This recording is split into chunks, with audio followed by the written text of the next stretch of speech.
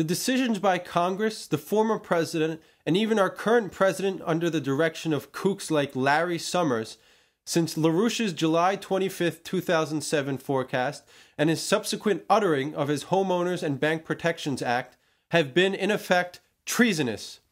Individuals such as Representative Barney Frank, Speaker of the House Nancy Pelosi, Senator Chris Dodd, and their ilk, have all, in place of the only effective solution, promoted and enacted policies which condemn our nation to a very volatile hyperinflationary explosion. You say, hyperinflationary? But we see no skyrocketing prices of bread and milk like that of Weimar hyperinflation in Germany. The prices which you appear to see on the shelves of your local store, to the rises and falls of the NYMEX, are not to be taken as real signs of changes in the economy. To be honest, we as a nation have been experiencing a deflationary period in our real economy. You know, what people are getting paid, what they can get in the grocery store, whether they can go to the hospital. This deflationary economy is experienced immediately prior to a hyperinflationary one. How it functions? Well, drug addicts experience the same type of phenomena. Once they're hooked, they need more stocks, more bonds, more looting, anything to feed the addiction, no matter what the cost.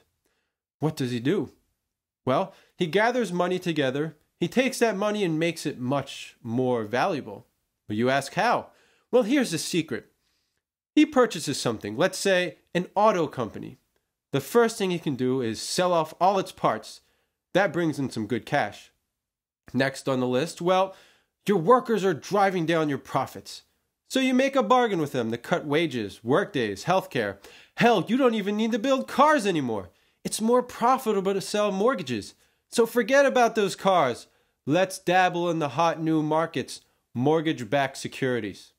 Money's made, but you realize, well, hot dang, those things are worthless. Now the dopehead, he has no more money, nothing to get high from. The smart thing to do would be to get help, to stay clean, that is, right? But no, he finds no solace in that.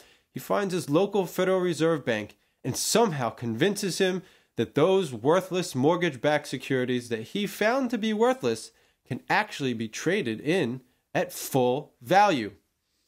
This banker's, let's just call him Harry Summers, even tells him that if he has more problems, don't worry about it. We're here for you. Yes, my friends, this is just one way out of thousands that your local stock junkie can stay high. But there's one problem. How much money can you put into a system before those dollars become worth less than your degree in liberal arts? But then, there's also the physical problem. Is the addict's body really benefiting from this fun? What about his body's ability to defend itself? What about his internal organs, his liver, his kidneys, his infrastructure? People that used to have employment in producing capital goods, growing agriculture, shipping goods, have all disappeared either to office jobs or to the street because of the contracting of the real physical economy. Global trade has died. People's infinite piggy banks, their mortgages, done. Purchasing power has collapsed. Healthcare has collapsed.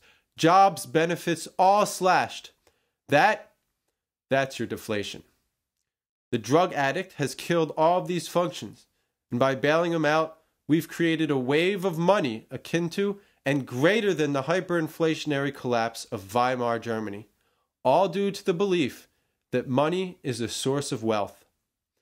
Policies have been changed to lock out functions of a national economy which would help it prosper in a real physical sense, for policies that reward cost-cutting at higher profits.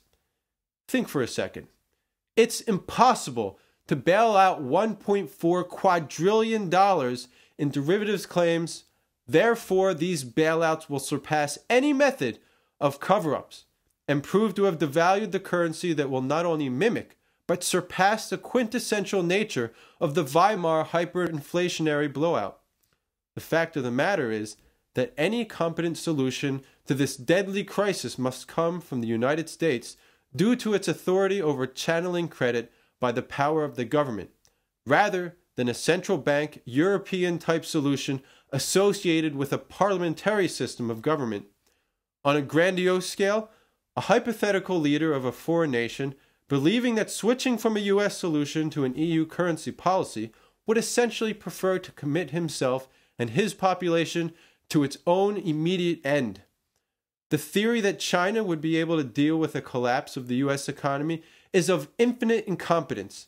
If the hyperinflationary policy in the United States is not stopped, then China, due to its dependency on income from US debt, will be wiped out as well.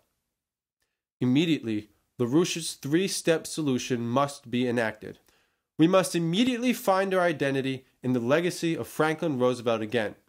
We must deal with the increase in home foreclosures and direct federally funded credit into projects which would launch our nation once again as an inspiration for all mankind, thus reversing the 40-year trend of disinvestment in infrastructure and productive jobs. Associated with these steps, our nation's banking system must conform once again to Glass-Steagall standards, which were repealed in 1998 by none other than Kool-Aid pusher Larry Summers. Throw away those massive amounts of speculative crap and shore up our banking systems through bankruptcy reorganization and government oversight. And finally, in cooperation with Russia, China, and India, organize a new global financial system, starting with the abolition of all forms of free trade and global speculation.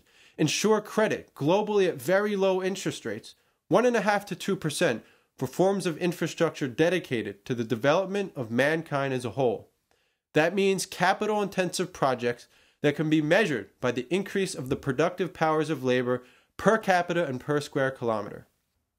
In the words of Lyndon LaRouche, the time for this reform is now.